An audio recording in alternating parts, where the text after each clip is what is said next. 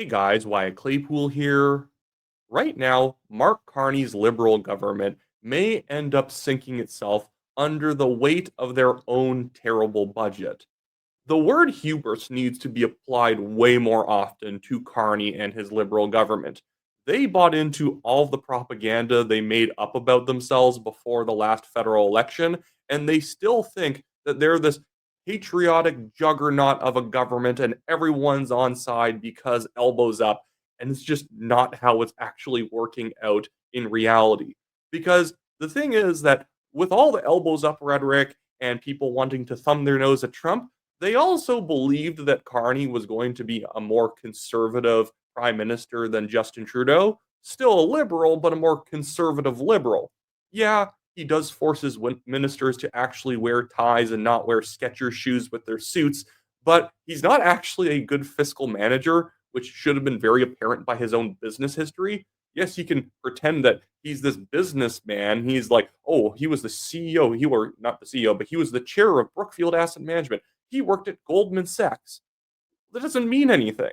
Brookfield Asset Management is in the government subsidy industry. That is why they make a lot of money, not because they actually invest in highly profitable ventures. They invest in ventures that the government gives a lot of grants and subsidies to, and so they don't actually need to be profitable on their own. The government is basically paying them just to exist. And Carney is now running the Canadian government like that, as if there's some organization on high that's going to come and hand him money, like back when he was running Brookfield Asset Management. Except right now, he's at the top of the chain. He's at the very top of the Canadian government. No one else is going to give him money for simply just existing. And so now he's stuck trying to jam money into the Canadian economy, assuming it's just going to spur sudden growth, as if that wasn't what Justin Trudeau was already doing before him. He should know that it wasn't working for Trudeau because he was the one advising him to do it as the economic advisor since 2020 until Trudeau stepped down.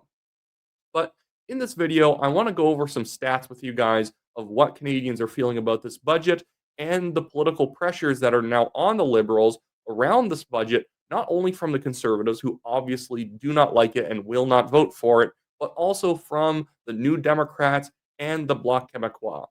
But before we get into it, I just want to remind you guys, if you like the show, make sure to leave a like on this video, subscribe if you are not yet a subscriber, and if you are, hit the notification bell so you're notified whenever I put up a new video.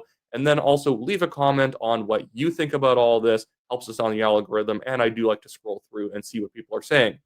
Well, let's start off in this video with this Abacus data poll that was asking people about their opinions on the budget. This poll question asks, what is the what you when you think about the federal government's budget deficit, which of the following statements comes closest to your own view? 23% of respondents say the deficit is a serious problem that must be addressed immediately, even if it requires major spending cuts or tax increases. Now, that's probably 23% mostly represents conservatives wanting spending cuts. But even then, you go down, and 43% of Canadians say the deficit is a problem, but can be reduced gradually over time without drastic action. That still doesn't actually spell anything good for the Liberals, because when you slap 43 together and 23, even if you assume 100% of conservatives are represented by the 23 number of people saying we need spending cuts, there are at least half of Liberals, at least a third of Liberal voters who are not impressed with the government's fiscal management right now, because you could say, well, that result still says they have time, they just need to start reducing it over time. The problem is they're not reducing it. It's going up. And so what we're seeing here is around half or at least one third of liberals are going to start wondering if they can really vote for this party unless they actually get their fiscal house in order. And they're liberals. They're not going to do it. And there's no Trump issue anymore for them to buoy themselves up with. Only 12% of people say the deficit is not a big problem as long as the economy is growing, and it's not growing. 9% say the deficit is necessary to make important investments and should only be reduced when the economy is strong.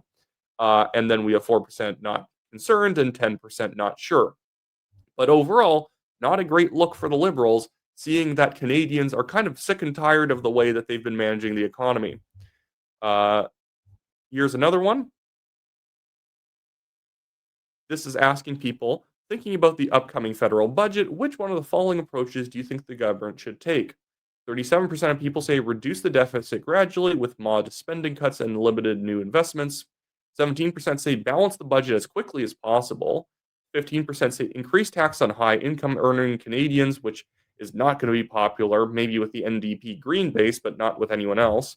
And 13% say increase spending on key priorities like healthcare, housing, or military, even if it means larger deficits. The problem is the liberals are stuck between a rock and a hard place. Half their base are going to be the cut spending over time in order to actually reduce the deficit and get to a balanced budget. And then the other half is going to be the no, we need to spend more because elbows up. And if you don't put another $1 billion on the healthcare system every other month, then you obviously don't support public healthcare. The Liberal Party is actually a very unwieldy coalition at times, and I don't think Carney is the man who's going to be able to bridge that gap. No, now I don't think we need to really talk about this anymore on terms of the stats, but I want to get to what the NDP and the Bloc are saying in a second. I do just want to show this one last result because I find the question wasn't really asked right, but the fact that it's so close is rather telling considering the left wing bias there is in questions like this. And Abacus Data does a good job. I just don't think this question was asked properly because the question here was phrased as which leader and political party do you trust more to balance the budget in a way that will hurt people like you the least? Now, I don't like the thing on the end saying, who do you trust more to balance the budget in a way that won't hurt people like you? Because they'll just say, oh, conservatives, yeah, they'll balance the budget, but they'll hurt us. Like, that's just a stupid political bias people have with nothing really behind it.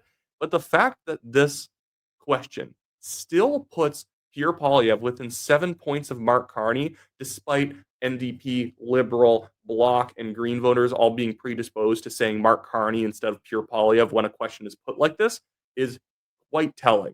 And it's because people don't actually think that Carney's going to balance the budget, even though during the federal campaign, maybe he didn't explicitly say he was going to balance the budget, but that was the attitude he was bringing in his campaign. The idea that I know, hey, I know how numbers work. I'm going to be able to, we're going to spend less and invest more. It was all rhetoric going to the idea that, we're going to clean up our spending problems and only spend on things that are really necessary and that are going to help grow the economy. And that's just not true at all. But now let's jump over to an NDP MP reacting to the current budget, saying that it would be very difficult for them to vote for this. Now, I do think the NDP are still going to find a way to vote for it because they're in the middle of a leadership race and they are completely broke at the moment. But I think they're at least signaling that depending on who wins the leadership, and Heather McPherson here is running for it, they may be willing to trigger an election within the next year. Everything we've heard from Mark Carney makes me think this is going to be a really hard budget for the New Democrats to support. I mean, he's talking about cuts to services that Canadians depend upon. He's talking about things that will put people in a more precarious position. He's telling Canadians they're going to have to tighten their belts, but Canadians are already doing that, and Canadians are deeply concerned about their jobs. We saw 3,000 jobs flee Canada with Stellantis. Just today, we know that there's going to be about 120 steel workers that are going to lose their jobs and they're going to be moved to India tomorrow if the government doesn't take immediate steps. If we get this budget on November 4th, and we see investments in jobs, if we see investments in, if those big nation building projects across this country are in fact going to get Canadian workers working, are going to be built with Canadian materials, then there's a much better chance of him getting that budget passed than if he comes in with an austerity budget, because an austerity budget just means cutting services that Canadians depend upon. And this really demonstrates just how nuts the NDP is. And the Bloc is similarly nuts, but in a different way.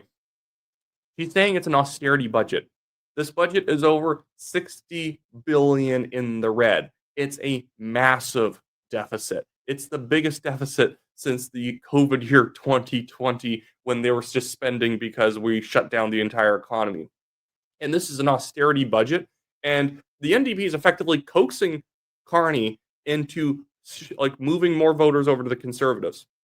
Because if he starts jamming more spending in to make the NDP happy, you are definitely going to tick off a lot of the business liberals who usually default to voting for the Liberals, but over the past several years have been getting a little bit wary about how fiscally irresponsible they've been getting, especially in cases like this where they are trying to please the NDP, who have no care for fiscal responsibility. I just want to jump over onto this panel of conservative commentators talking about specifically why it would be foolish for the Polyev conservatives to vote for this thing, and this is, Carney's mess, and he gets to live with it. So the opposition has no reason to support the budget. Well, I think this is the beauty of being a Mark Carney liberal. It is saying one thing, doing another, and saying another thing altogether entirely. This is, I mean, you said the word evolution. I think it's just a giant flip-flop, and it is a incredible middle finger to a lot of the NDP left socialist government workers, and there's commas between those categories, by the way, that put their trust behind the Prime Minister and are now getting some whiplash. So I think we'll see how this turns out. I don't suspect that the voters in Ottawa and Nepean will be particularly happy with the Prime Minister's position on this. So now Mark Carney has also been trying to coax the Conservatives over with his rhetoric about having to reduce government spending, but the actual budget doesn't reduce it at all. And Keith Wilson here posted what the Bloc's demands are going to be, and these are similarly unrealistic from a completely other angle than the NDP. They're looking for, obviously, more money for Quebec, like compensation for Quebec's carbon rebate, expansion of old age security, increase in federal health transfers, obviously just to Quebec, new infrastructure transfer program, interest-free loans for first-time homebuyers, additional funding for social housing. Yeah, so they can't do that. And again, Carney is maybe trying to save a little money on social service spending, but the problem is that he won't cut any of the other stupid garbage that he's spending on. And so while pretending like he's trying to spend less over here, he's spending way more over there, which completely obfuscates the point of reducing spending. It's just stupidity. And so right now, Carney's in a position where he's pleasing absolutely nobody, and especially members of his own base who thought he was actually going to be better than Justin Trudeau. So while there probably isn't going to be an election in late stage 2025, there absolutely could be one in 2026. Because if the Liberals' popularity falls quite a bit because of them having this budget that's split down the middle, where it's kind of trying to cut spending over here, but is also ballooning spending over there, the NDP are going to have a narrative to run on. The Bloc are going to say this wasn't pro-Quebec enough, and the Conservatives are rightfully going to say that the budget deficit was absolutely insane, and they're going to keep doing this while pretending they're not doing it. Anyway, so hopefully we will be getting a spring election, and hopefully I think more Canadians are going to start paying attention to the fiscal problems of our country. Because while, yes, all the elbows up stuff is very exciting, we all get to pretend we're thumbing our nose at Donald Trump by voting Liberal. At the end of the day, our own domestic policy matters a lot more than whatever's going on in the United States. And no, you cannot spend into the red year after year forever for as long as the eye can see without eventually having to pay for it. But anyways, that should be it for me today, guys. Remember to like, share, subscribe, do all that great stuff, and I'll see you guys all next time.